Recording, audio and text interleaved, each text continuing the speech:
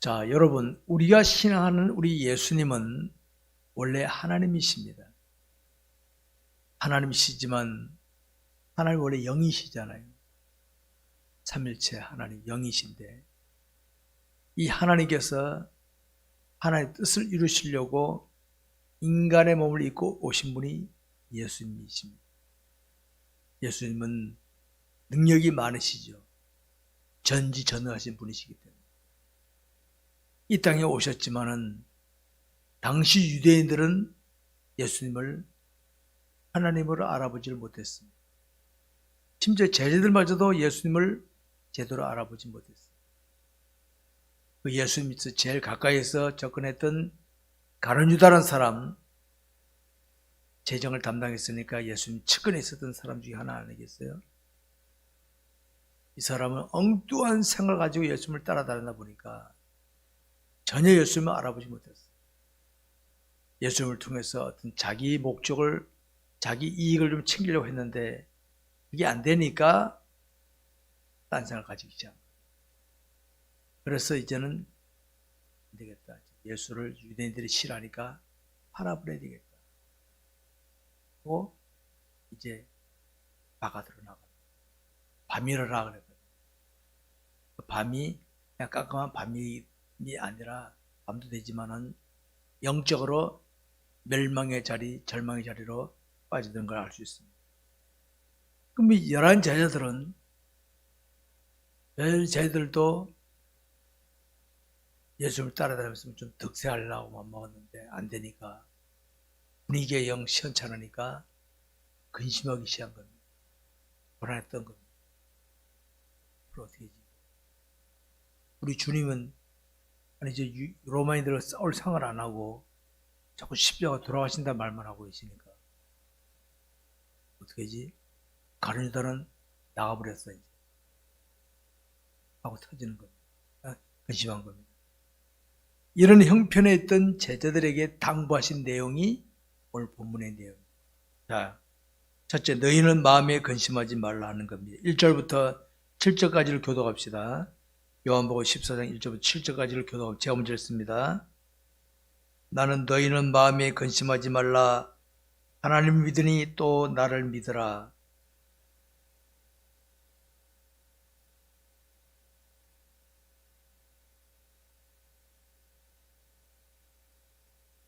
가서 너희를 위하여 거처를 예비하면 내가 다시 와서 너희를 내게로 영접하여 나 있는 곳에 너희도 있게 하리라.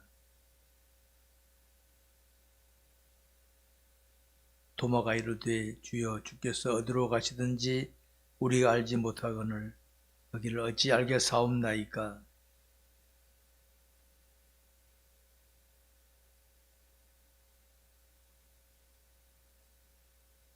다같이 너희가 나를 알았더라면 내 아버지도 알았으리로다. 이제부터는 너희가 그를 알았고 보았노니라. 아멘. 여러분, 당시 그런 상황에서는 예수님의 제자들 근심거리가 되지 않겠어요? 여러분, 만약에 제가 어디 죽으러 간다면 여러분들 웃겠습니까? 근심할 수밖에 없겠죠. 충분히 제자들 심정 이해됩니다. 그러면 제자들도 근심이 될 수 있겠지만은 당사자 예수님이 더 근심될 거 아닙니까? 예수님 전혀 근심하지 않으신다. 그러면서 너희는 마음에 근심하지 말라. 하나님 믿어 또 나를 믿어. 그러면서 주님 오히려 그 제자들을 격려하고 위로하고 계십니다. 지금 현재. 우리 여기서 깊이 생각해 봐야 됩니다. 자, 우리 주님 이 땅에 오신 목적은 이 땅에서 오랫동안 머물면서 왕으로 예호받기 위해서가 아닙니다. 제가 누누이 말씀드리죠. 예수님은 하나님이십니다. 하나님 왕이시거든요. 이 땅에 인간의 몸을 오신 것은 왕으로 예호받기 위해서가 아니라 하나님의 뜻을 이루기 위해서였다는 것이 자기 백성들에게 당시 유대인들이 혈통적인 아브라함 후손들이니까 그 유대인들에게 나아가서 영적인 하나님의 백성들에게 하나님의 뜻을 알려주면서 요건 이 땅에 있는 앞으로 그때뿐만 아니라 앞으로도 올 주님 다시 재림할 때까지 이 땅에서 수많은 하나님의 백성들의 죄값을 치러주시려고 십자가에 돌아가시기 위해서 오신 거예요. 이게 하나님 주님의 뜻이었습니다. 근데 여러분, 주님이 이런 일을 하시기까지 과정을 보시기 바랍니다. 30년 동안 준비하셨죠.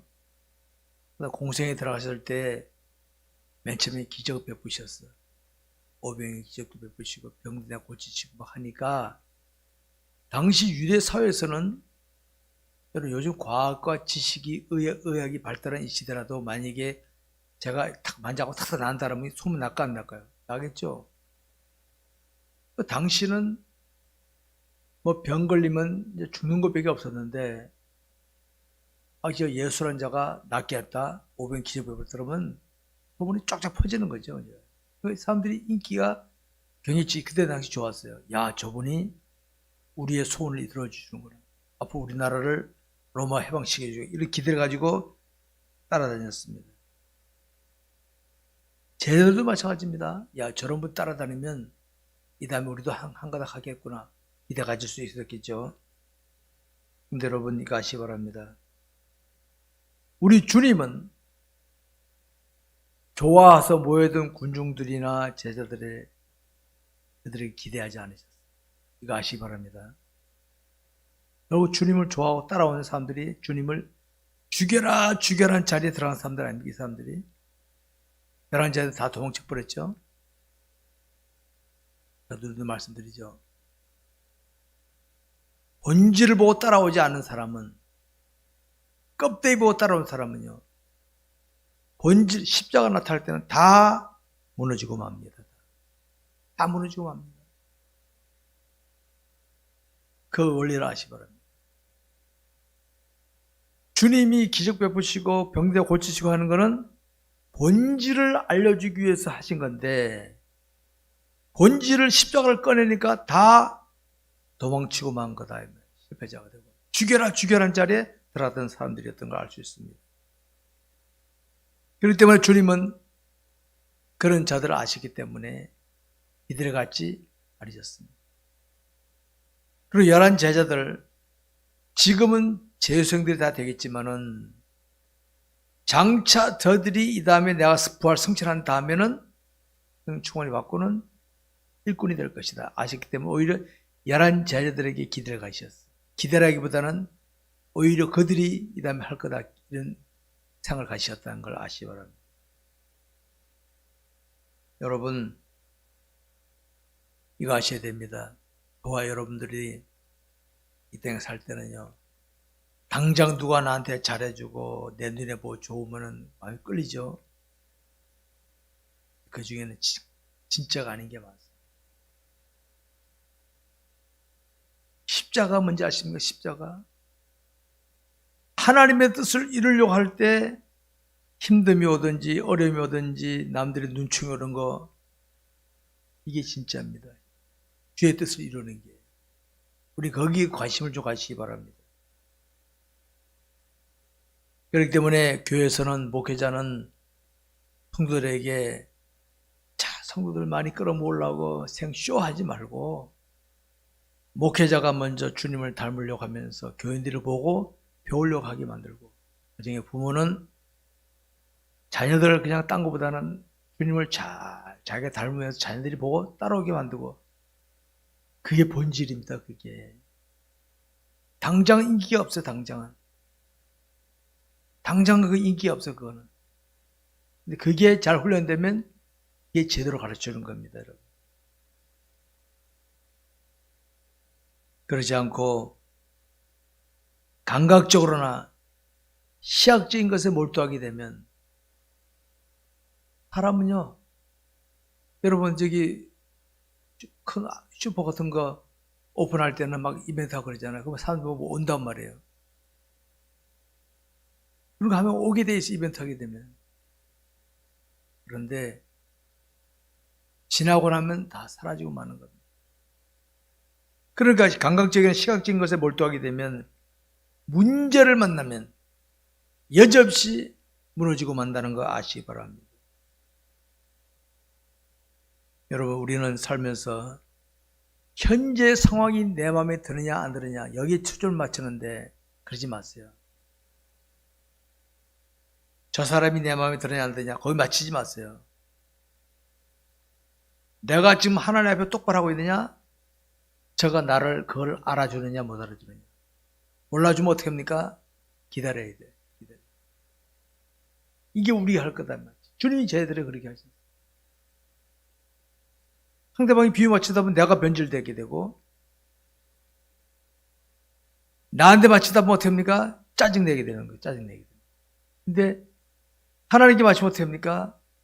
저가 나를 알아주거나 말거나, 알아주고 감사하지. 몰라주면 알을 때까지 내가 계속 하다가 주님 그만할 때까지 하는 거예요. 이게 우리가 할 일인 줄 아시기 바랍니다. 두 번째로 아버지를 보여달라는 빌립과 주님의 가르치심입니다.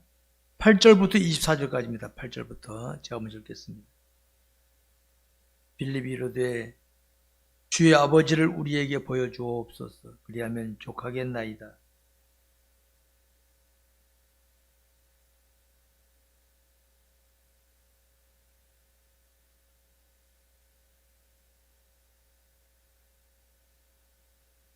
내가 아버지 안에 거하고 아버지는 내 안에 계신 것을 네가 믿지 아니하느냐. 내가 너희에게 이르는 말은 스스로 하는 것이 아니라 아버지께서 내 안에 계셔서 그의 일을 하시는 것이라.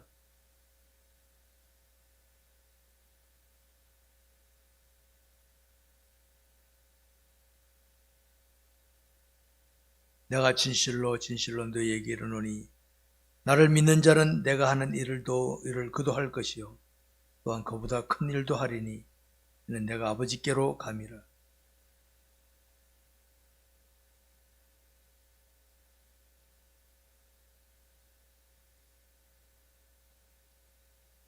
내 이름으로 무엇이든지 내게 구하면 내가 행하리라. 내가 아버지께 구하겠으니 그가 또 다른 보혜사를 너희에게 주사 영원토록 너희와 함께 있게 하리니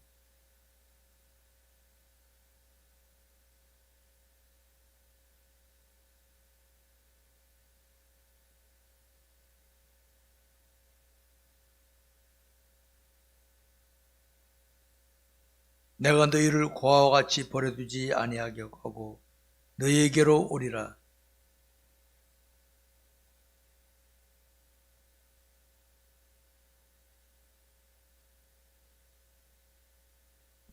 그날에는 내가 아버지 안에 너희가 내 안에 내가 너희 안에 있는 것을 너희가 알리라.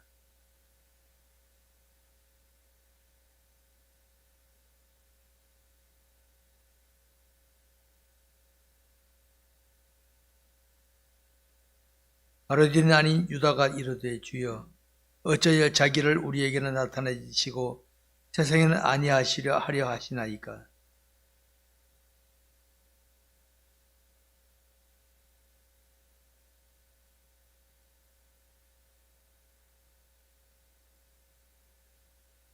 다같이 나를 사랑하지 아니하는 자는 내 말을 지키지 아니하나니 너희가 듣는 말은 내 말이 아니요 나를 보내신 아버지의 말씀이니라. 아버지를 보여달라는 빌립과 그런 빌립과 제자들에게 주님이 가르친 내용이 오늘 거기 소개되고 있습니다. 여러분, 주님의 제자 빌립이라는 사람은 아주 논리적인 사람입니다.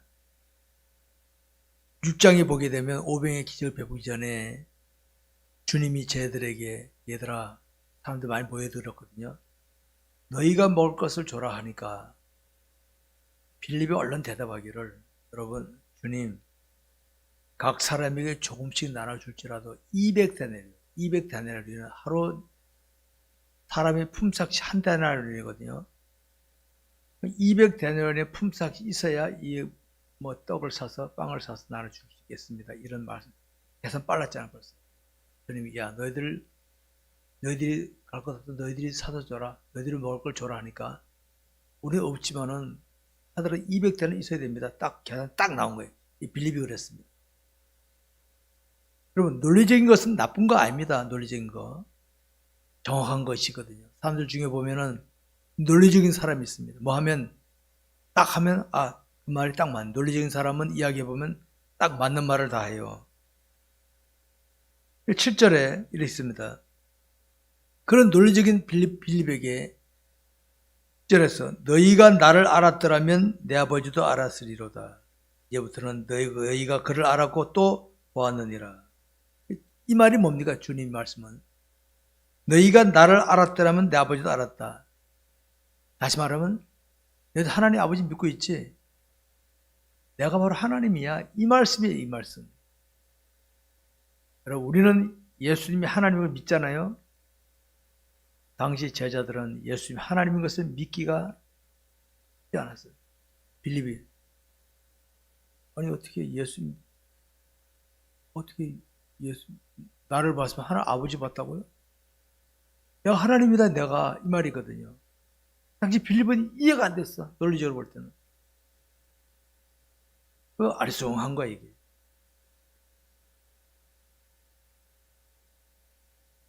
여러분이 여기서 알 수 있는 게 뭡니까? 당시 빌립뿐만 아니라 여러분 제자들이요.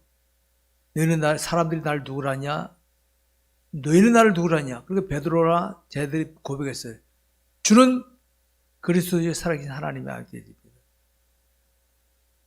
주님은 그리스도시다. 하나님 보내신 자고 하나님의 아들이란 말이면 예수님은 하나님이란 말이에요. 그런데도 예수님 하나님의 실감을 못하고 있는 거예요. 고백하고 다르죠?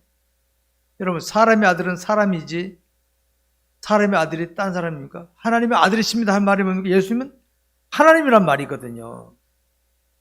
근데 말을 해놓고도 그것을 실감을 못하는 거예요. 예수님 하나님이 실감을 못하고 있는 거예요.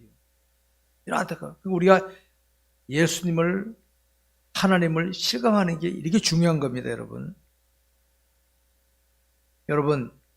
인정하는 것과 실감하는 거 한번 생각해 보시기 바랍니다. 인정하는 거. 자, 예수님은 하나님이시다. 다 믿지 않았으면 인정하는 거예요. 인정하니까 믿는 거거든요. 그런데 하나님이 내 마음에 계신가 믿고 있죠? 그런데 내 마음에 계신 주님 실감이 잘 안 되죠. 여러분 만약에 하루 종일 저하고 동행한다 가정을 저하고 그럼 제 눈치 보겠습니까? 안 보겠습니까? 목사님이 있거나 말거나 마음대로 하겠습니까? 제 의식이 되겠죠? 우리는 하나님이 내 마음에 계신다면서도 표가 안 되니까 내 멋대로 해, 내 멋대로. 이게 인정하는 것과 실감하는 차이가 있는 겁니다, 여러분. 인정한다는 것은 저는 생각 차원입니다, 생각 차원. 근데 실감한다는 것은 행하는 것. 제가 말씀의 순종을 강조한 이유가 겁니다. 말씀에 자꾸 순종하다 보면 하나님이 실감이 된다는 것입니다. 그밖에 없어요. 아무리 기도 많이 해도 순종 안 하면 실감이 안 됩니다, 여러분. 여러분, 실감되면은 마음이 움직이게 되어 있습니다. 실감이 안 될 때는 생각으로 그칩니다. 마음이 안 움직입니다. 마음이 안 움직이니까 행동이 안 나오는 것이. 그런 원리를 아시기 바랍니다. 그 다음 주님 15절에서 이렇게 말씀하셨죠. 15절에서 너희가 나를 사랑하면 나의 계명을 지키리라. 이 굉장히 중요한 겁니다. 너 나 사랑해? 이 계명 지켜. 저와 여러분이 하나님을 사랑한다는 증거가 뭘까요? 계명을 지켜. 말씀에 순종하는 겁니다. 말씀에 순종 안 하면서 나 하나님 사랑해요 하면은 주님 뵐 때 아야 말아요. 상관만 하고 있지. 진짜로 나를 사랑하는 증거 보여줘봐. 예, 오늘도 제 남편하고 제 아내에게 무슨 일이 있었는데도 예, 말씀에 순종해서 이렇게 했습니다. 잘했다. 나 사랑했다. 이렇게 되는 거예요. 계명 지키는 겁니다. 계명을 지킨다는 것은 실천한다는 것이거든요. 제가 말씀 순종을 강조하죠. 그게 바로 하나님을 사랑하는 증거입니다. 자꾸 말씀에 순종해야 사랑하는 것이고 그게 자꾸 반복되면 하나님이 실감이 되는 거라, 실감. 이걸 제가 강조하고 있습니다. 아마 저같이 많이 강조하는 목회자도 없을 것 같아요. 실감을 못해. 그러니까 행하지 않는 거죠.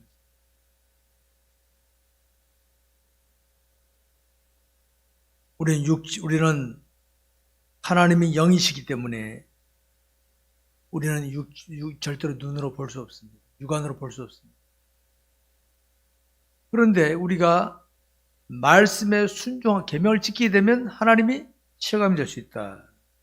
하나님이 사랑하는 것이다. 여러분들이 정말 나는 하나님을 제대로 사랑하는가 안 하는가는 내가 그 계명을 제대로 말씀에 순종하고 있나 안 하는가를 확인해 보면 되는 거 아시기 바랍니다. 여러분, 상식적으로 볼 때 눈으로 본다는 것은 실감한다는 것이겠죠. 눈에 보이나 알지 않는 하나님을 실감한다는 건 뭡니까? 계명을 지키는 거예요.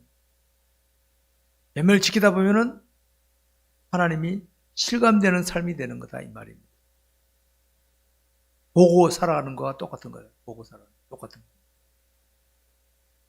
안타까운 것은 그리스도인들 중에는 하나님 말씀에 순종하며 살아가는 삶의 가치를 제대로 모르고 생각으로 그치는 생활하는 사람들이 많이 있습니다. 저는 안타깝습니다. 생각으로 그치는 신앙생활. 야고보 기자가 분명히 그랬죠. 행함이 없는 믿음 생활은, 행함이 없는 믿음은 죽은 믿음입니다. 죽은 믿음이라는 것은 가치가 없는 믿음이란 말이거든요. 우리 가치 없는 믿음을 가지고서도 난 믿음이 꽤나 있는 줄 알고 있으면 착각인 줄 아시기 바랍니다. 하나님을 실감하지 못하고 살아가니까 능력을 나타내는 힘 있는 기독교인으로 살지 못하고 문제 만나면 쩔쩔매는 이런 수준에 머무는 기독교인이 되고 마는 겁니다. 세 번째로 보혜사를 약속하시는 예수님을 봅니다. 25절부터 마지막 절까지 말씀을 교독합니다. 25절부터 제가 먼저 읽습니다. 내가 아직 너희와 함께 있어서 이 말을 너희에게 하였거니와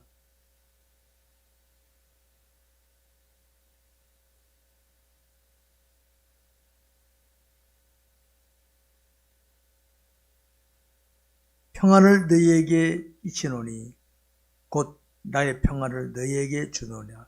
내가 너희에게 주는 것은 세상이 주는 것과 같지 아니하리니라. 너희는 마음에 근심하지도 말고 두려워하지도 말라.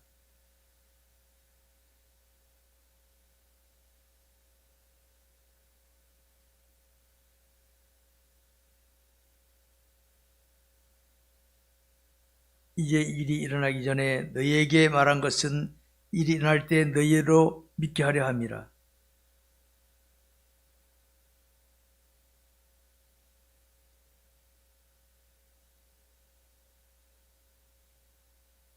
다 같이 오직 내가 아버지를 사랑하는 것과 아버지께서 명하신 대로 행하는 것을 세상이 알게 하려 함이로라. 일어나라 여기를 떠나자 하시니라. 예.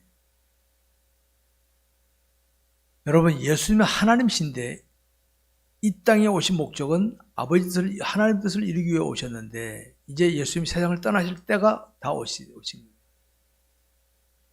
30년 동안 준비하셨고 3년 동안 공생애를 하시다가 마지막엔 십자가에 지셨다가 돌아가시고 사흘 만에 부활하셨다가 다시 승천하신 이게 주님의 이 세상에서 여정의 모든 모습입니다. 주님이 말씀하시는 게 그겁니다. 여기서 보혜사 성령님을 말씀하십니다. 보혜사 성령님. 자, 주님 가버리시면 그럼 이 세상 어떻게 되느냐? 그래서 주님이 그랬어요. 보혜사가 올 것이다. 성령의 이름이 보혜사입니다. 보혜사. 성자 예수님 이름이 예수님이고 성부 하나님의 이름이 여호와.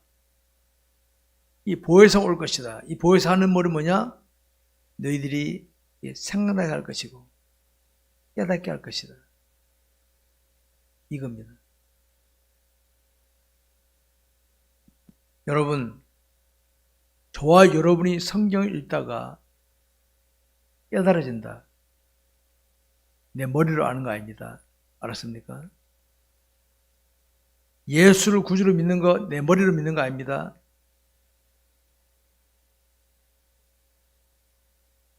성령의 감동에 의해서만 예수가 나의 구주시라 믿어지고 내가 죄인인 것을 깨닫게 되는 것이다. 보혜사 성령님의 은혜입니다, 여러분. 그걸 아시기 바랍니다. 그러니까 예수님 당시와 우리 이 시대에 비교해 볼 때 우리 예수님 시대부터는 은혜 시대라 그러는데 예수님 시대 사람들은 성령이 역사하지 않으시 특별할 경우에는 안 나타나니까 예수님을 보고도 못 믿었어. 보고도. 요한복음 1장에 보게 되면 자기 땅에 오매 자기 백성들이 영접하지 아니했다. 보고도 못 믿었어. 저와 예수님 봤습니까? 못 봤습니까? 못 봤잖아요. 2000년 오신 못 봤어. 못 봤는데도 믿어. 얼마나 큰 은혜입니까, 여러분? 그러니까 예수님 당시 구약시대 성도들과 이 시대 성도들이 비교해 볼 때 우리가 복받는 것은 성령의 은혜를 있기 때문에 안 봐도 깨닫고 믿어지는 거예요. 예수님 당시만 해도 하나님 예수 보고도 못 믿었어. 못 믿었어. 얼마나 불행입니까? 그러니까 저와 여러분이 교회를 나오는 거 은혜입니다, 여러분.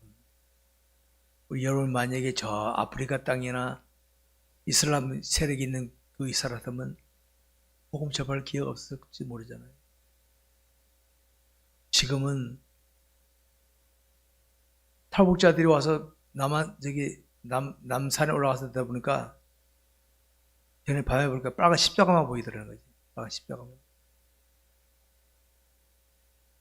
교회가 없어서 교회가 멀어서 못 가는 사람이 있습니까? 그만큼 대한민국에 은혜가 넘쳐. 그래도 교회가 시끄럽다느니 필요 없다느니 이런 사람 있잖아요. 죽어봐야 알아요. 죽어봐야. 없지 뭐.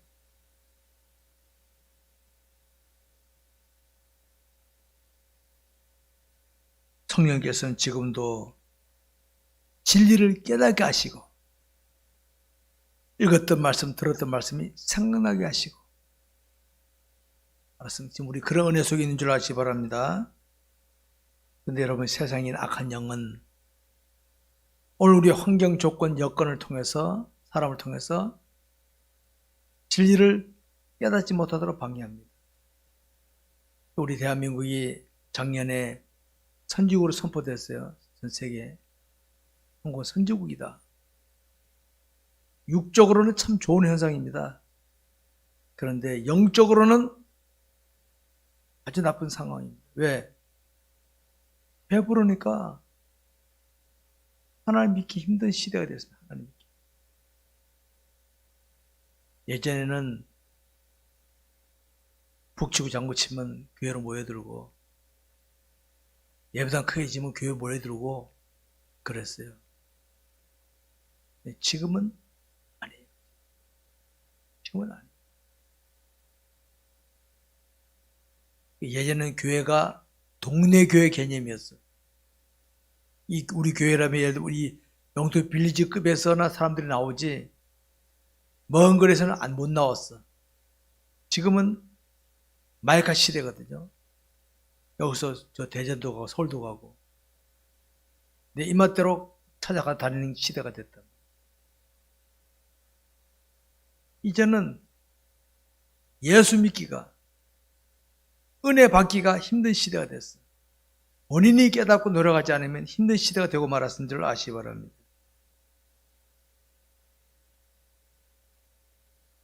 그런데 여러분 이런 때라도 성령을 충만하게 제가 성령 충만을 강조하죠. 그냥 받으면 예수 믿기만 하지만은 그 믿는 것 갖고는 안 돼요.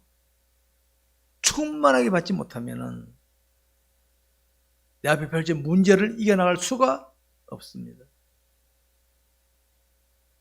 어린아이가 가인의 생명을 가지고 있잖아요.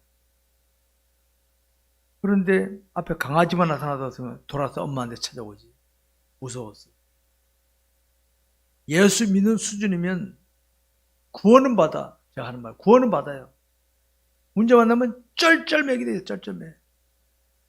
충만하게 받아야 치고 나올 수 있다. 그래서 성령 충만을 제가 강조하고 있는 것입니다. 여러분, 교회라 하는 곳은 영적으로 충전하는 곳이라고 말씀드렸죠. 말씀을 배우고 성도들끼리 만나서 나도 저분처럼 이렇게 해야 되겠구나. 도전받고 기도하면서 충전받는 곳이 교회라는 공동체입니다. 교회 생활이 안 되면은 충전을 받기가 힘듭니다. 생각해 보세요. 교회 생활 안 된 사람이 집에서 성령 충만 받을 수 있겠어요? 성령 충만 받으려 노력하겠어요? 힘들걸요. 이 교회도 예배도요, 지금 온라인으로 지금 한 2년 드리고 있지만은 현장 예배가 실감되는 예배입니다. 왜? 현장 예배라고 하는 것은 집에서부터 준비하고 나오는 거예요. 마음 자세가. 예배 들어가야지. 나오는데 함부로 나옵니까? 복장 정리하고 나오죠? 준비입니다, 준비. 집에서 예배 드리면 어떡합니까? 잠옷바람으로 예배 드릴 수도 있고, 그냥 가볍게 누워서 예배 드릴 수도 있어요. 그러니까, 현장 예배가 더 은혜가 될 줄 아시기 바랍니다. 그렇게 노력하시기 바랍니다.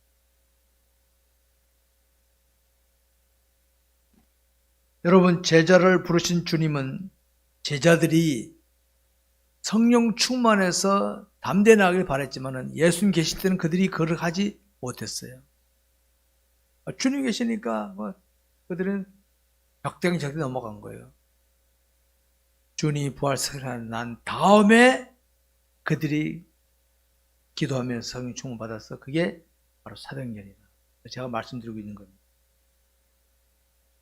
여러분, 우리가 나빠서가 아니라 영적으로 깨어있지 못하면은 눈에 보이는 거, 감각으로 느끼는 거, 귀에 들리는 것에 더 집중하게 돼 있어요. 기독교인들이 영적으로 깨어있지 못하면요, 세속이라는 것에 쫙 빨려들 수밖에 없어요. 나빠서가 아닙니다. 여러분, 오늘 우리 이 시대는 성령 은혜가 충만히 임해야 될 것을 사모해야 될 시대인 줄 아시기 바랍니다. 여러분 보세요. 왜 우리는 물질적인 만족, 시각적으로, 감각적으로, 청각적인 만족을 하면서 할 줄 알면서 영적인 만족에 대해서는 별로 못 느낍니까? 영적인 것에 대해서는. 더 잘 살고, 더 잘 있고, 더 좋은 환경 조건 찾으면서 내 심령이 더 새로워지길 바라면서 몸부림치는 이런 일은 별로 안 하니까. 그 영적 발전이 자꾸 더디게 되는 거예요. 그래서 지금 선진국들 보십시오, 여러분. 선진국 치고 믿음 생활 잘하는 나라 있습니까, 지금? 미국도 청교도 정신 다 잃어버렸잖아요, 미국도. 극소수만 있는 거야, 극소수만. 그러니까 우리 이걸 볼 때 하나님을 알아가고 날마다 주의 말씀 순종하는 생활을 하지 않으면은 나도 모르게 내 영역을 향상시킨 일에 소홀하게 되니까 학생이 공부 안 하면 좋은 성적 나올 수 없겠죠. 운동선수 준비 안 하면 좋은 성적 나올 수 없겠죠. 영역 향상을 위해서 노력하지 않으니까 문제 만나면 비겁한 수단 방법을 쓸 수밖에 없죠. 이번에 베이징 올림픽에서 중국이 보여준 게 뭡니까? 목적 달성을 위해서는 자기들 홈그라운드라고 별짓거리 다 하고 앉아있잖아요. 그러면 금메달 땄다 하지만 세계인들 알아줍니까? 세계인들 불신자라 합시다. 아이고, 기독교는 저 모양이야. 그 말 나올 수밖에 없죠. 중국이 우리에게 보여준 거, 중국이. 그런 식의 생각밖에 못한다, 이 말이에요. 그렇게밖에. 그래서 우리는 성령 충만을 귀하게 여겨야 됩니다. 알았습니까? 성령 충만하지 않으면은 이겨나갈 재간이 없습니다. 사울 왕이 왕이라는 직함이 있었지만은 골리앗 앞에서는 쩔쩔맸잖아요. 다윗은 이겼단 말이에요. 성령 충만하지 않으면 할 수 없습니다. 그래서 주님이 그러셨죠. 주님 이 땅에 계실 때 제자들도 알아주지 않고 유대인들 알아주지 않았지만은 아버지의 뜻을 이루기 위해서 그대로 그 길 가셨다. 죄가 전혀 없음에도 불구하고 가장 흉악범을 채우는 십자가 같은 형벌을 받았지라도 주님은 말씀하여 그 길 가셨다. 이게 바로 아버지의 뜻을 이루는 자의 모습인 줄 아시기 바랍니다. 저와 여러분이 하나님의 뜻을 이루어 가다 보면 때로는 남들 볼 때는 답답한 사람, 꽉 맥힌 사람, 바보 같은 사람, 능력 없는 사람 이렇게 보일 수도 있습니다. 괜찮아요. 하나님의 뜻을 따라 가다 보면 그럴 수 있다. 그래서 요한복음, 마태복음 보면 누구든지 나를 따라오려고 자기를 부인하고 자기 십자가를 지고 나를 따를 것이다. 그걸 주님이 직접 보여주신 거다 이 말입니다. 사랑하는 성도 여러분, 우리가 정말 제대로 주님을 따르려면은 성령의 은혜를 충분히 입어야 됩니다. 주님은 하나님이심에도 불구하고 짬짬이 기도하셨죠? 틈만 하면 기도하셨죠? 우리가 성령의 은혜를 입지 않으면은 내 의지로 맞서게 되니까 내 의지라고 하는 것은요, 악한 영이 볼 때는 아무것도 아닙니다. 아무것도 아니에요. 주님을 믿으면서도 자신의 의지로 나갔던 베드로 어떻게 됩니까? 계집아이가 그러니까 그냥 나잡아주고 말았죠. 우리 의지라고 하는 것은 우리끼리 있을 때는 통할지 몰라도 사탄 앞에는 꼼짝 못한다는 거 이해하시기 바랍니다.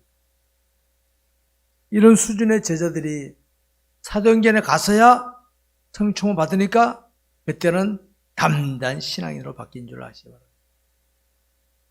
충만 이렇게 중요한 것입니다, 여러분.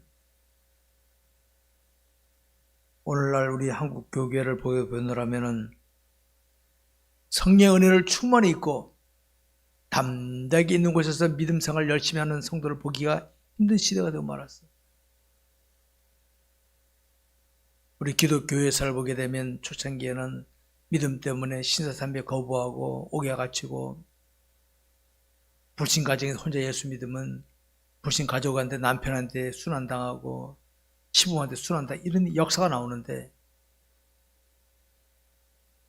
오늘날은 그런 게 안 보여. 그런 게 없어. 자기 목적 달성하여 주님 팔을 찌언정 주의 뜻을 위해서 헌신하는 자를 보기 힘든 시대가 되고 말았어.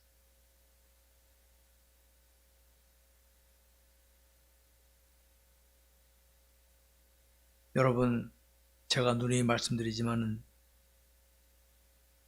예수를 믿는 우리 성도들이 모인 교회라는 공동체에서는 직함이 통할 수 있어요. 제가 목사입니다. 그러면 여러분들이 아이 목사님이세요? 이럴 수 있어요. 그런데 불신 세계에서는요. 지금 신뢰를 다 이렇게. 저는 어디 나가서 제가 목사란 직함 안 냈습니다. 아무 말 안 하고 저는 처신합니다. 끝난 다음에 뭐 하신 분입니까? 물으면 제가 그때는 예 목사입니다. 제가 그럽니다. 이제는 미리 목사란 그러죠. 그러니까 신뢰 안 하는데 그냥 먼저 시범 보여주고 난 다음에 그들에게 내가 목사라 그래야 알아주지. 그런 시대가 되고 말았어요. 예수를 자신의 구주로 믿는 성도에게는 성령 충만이 있어야 자신 있는 곳에서 담대하게 신실한 성도로 살 수 있는 줄 믿으시기 바랍니다. 말씀 뵙겠습니다. 여러분, 우리가 세상을 살면서 그리스도인으로 살아간다는 것은 그냥 이름만 가지고 살아가는 거 아닙니다. 내 말은 이름만 가지고 살지 맙시다. 금년 우리 다짐 중에는 그런 답게 처신하자. 그런 답게. 우리는 하나님의 뜻을 이루기 위해서 살아가기 위해서는 그런 답게 처신하는 것입니다. 세상에는 악한 영이 있고 악한 영에게 이용당하는 사람들이 있습니다. 여러분, 우리 정신 차려야 됩니다. 예수님의 제자 가운데 한 사람은 사탄에 이용당한 예수님 파는데 이용당했어. 오늘날에도 하나님 영광 가린 자리에 가는 사람 가만 보십시오. 기독교인들이 태반입니다. 불신자들은 안 그래. 오히려 모르니까. 어설픈 기독교인들이 예수 팔아먹고 다니고 있으면 이제 조금 안 됩니다.